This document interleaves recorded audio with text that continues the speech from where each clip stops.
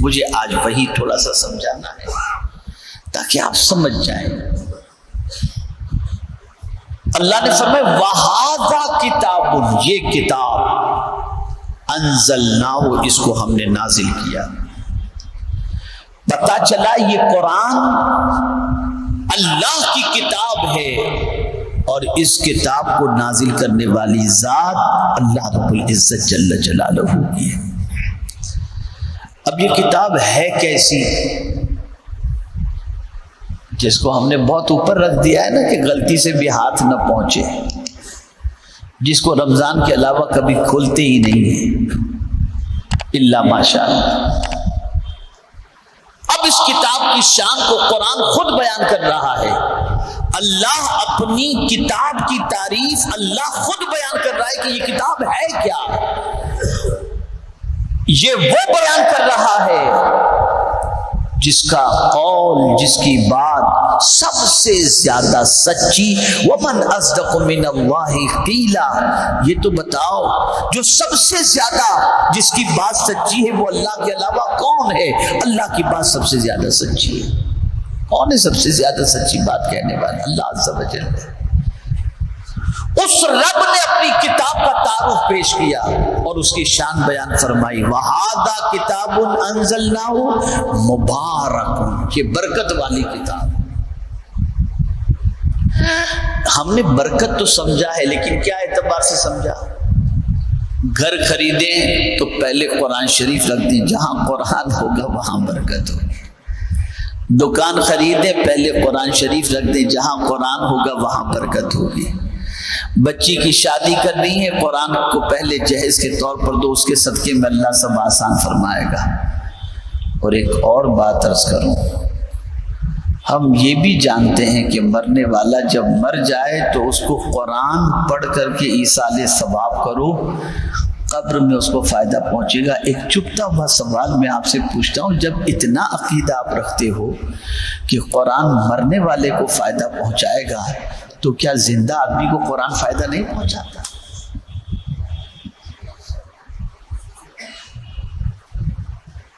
تو آپ قرآن کا انتظار اس وقت پڑھنے کا کر رہے ہیں کہ جب آدمی مر جائے تبھی پڑھیں گے؟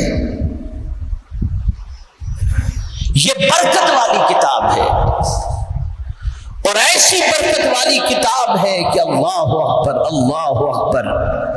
اس کتاب کی شان یہ ہے کہ ایک حرف پڑھو تو اللہ 10 نیکی عطا کر دیتا ہے۔ ایک حرف کے پڑھنے پر اللہ 10 نیکی عطا فرماتا ہے۔ اس کتاب کو دیکھنے پر اللہ عبادت کا ثواب عطا کر دیتا ہے۔ خالی دیکھو قرآن کو، پڑھے بھی نہیں آپ، سنے بھی نہیں آپ، خالی آپ نے قرآن کو دیکھ لیا، اللہ عبادت کا ثواب عطا فرما دیتا ہے۔ لیکن کہاں سے آدمی قرآن دیکھے؟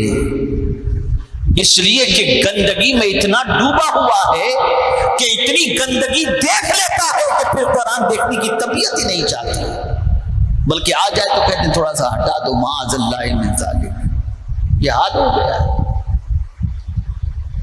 یہ برکت والی کتاب ہے اور ایسی برکت والی کتاب ہے کہ اس کتاب کو سینے میں اگر کسی نے رکھا ہے، یعنی اس کے سینے میں کچھ قرآن موجود ہے اور اس سینے کے ساتھ وہ قبر میں جاتا ہے تو اللہ اس کی قبر کو بھی کشادہ کر دیتا ہے۔ یہ ایسی برکت والی کتاب۔ اور قیامت کے دن بھی اس کتاب کے پڑھنے والے سے اللہ فرمائے گا اقرا ورفع، قرآن پڑھ اور بلندی پر چڑھتا چلا جائے۔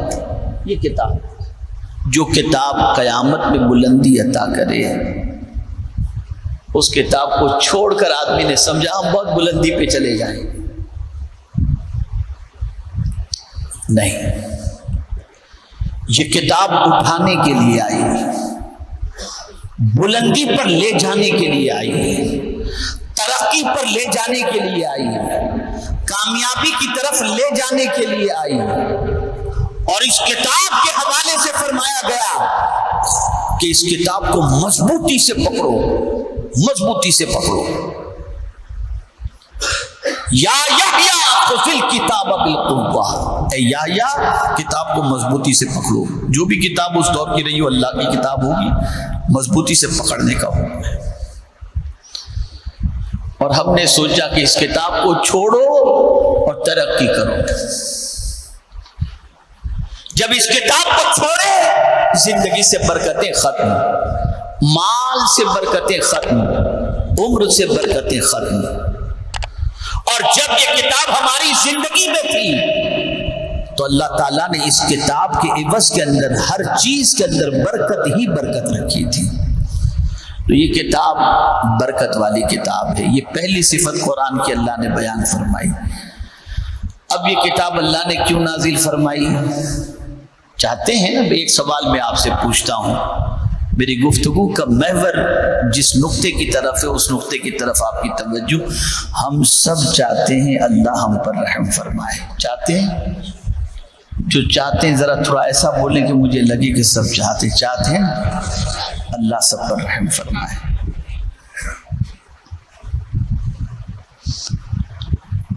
اور میں آپ کو نسخہ بتا رہا ہوں کہ اللہ کیسے رحم. پہلی چیز اللہ نے فرمایا کہ یہ کتاب برکت والی ہے، اس کتاب سے برکت اٹھاؤ، یعنی پڑھو، اس کتاب کو دیکھو، اس کتاب کو سنو، اس کتاب کو اپنے دل میں جگہ دو. یہ کتاب برکت والی ہے. اب قرآن جو کہہ رہا ہے یہاں 95 to 99% آدمی لوز نظر آتا ہے. اب دوسری چیز قرآن کہہ رہا ہے فَاتَّبِعُوهُ، اس قرآن کا اتباع کرو، پیروی کرو. یہ جو کہہ دے اسے مانو، جس سے روک دے اس سے رک جاؤ، اس کتاب کے خلاف نہ چلو.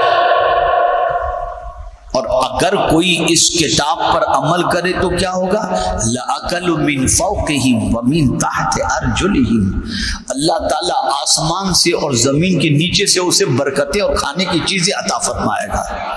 یہ کتاب کی شان ہے. وَلَوْ أَنَّهُمْ أَقَامُوا التَّوْرَاةَ وَالْإِنْجِيلَ لَأَكَلُوا مِن فَوْقِهِمْ وَمِن تَحْتِ أَرْجُلِهِمْ، پیر کے نیچے سے اور آسمان سے اللہ تعالیٰ کھانے کی چیزیں عطا فرمائے گا. کب؟ جب اس کتاب پر تم قائم رہو.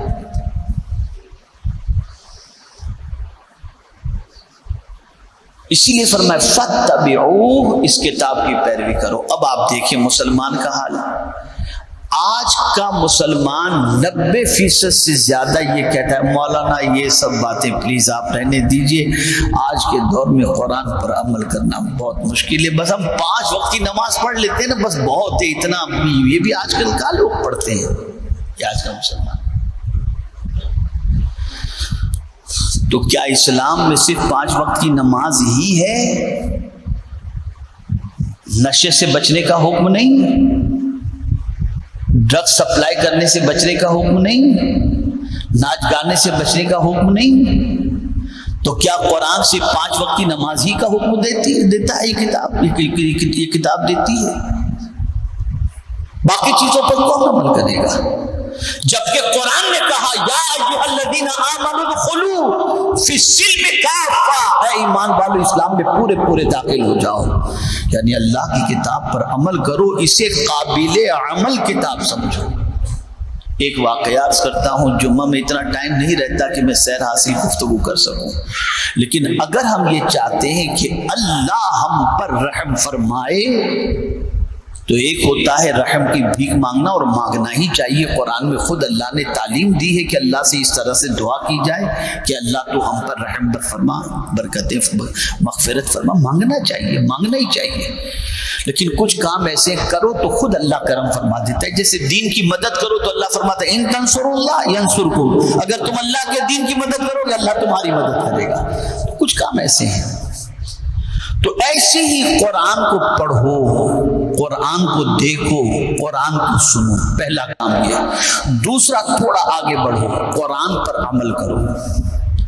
فَاتَّبِعُوهُ، جہاں قرآن کا حکم سامنے آ جائے سرنڈر ہو جاؤ. پھر یہ نہ دیکھو کہ آج کے حالات میں اس پر عمل کرنا پاسبل ہے یا نہیں. اللہ نے قرآن اتنا آسان نازل فرمایا ہے کہ ہر دور کے اندر قرآن پر عمل کرنا آسان ہے. اگر ڈیفیکلٹ ہوتا تو کبھی اللہ عز و جل قرآن پر عمل کرنے کی بات نہ فرماتا. تو اس پر عمل کرو، پیروی کرو. اب کیسے لوگوں نے پیروی کی؟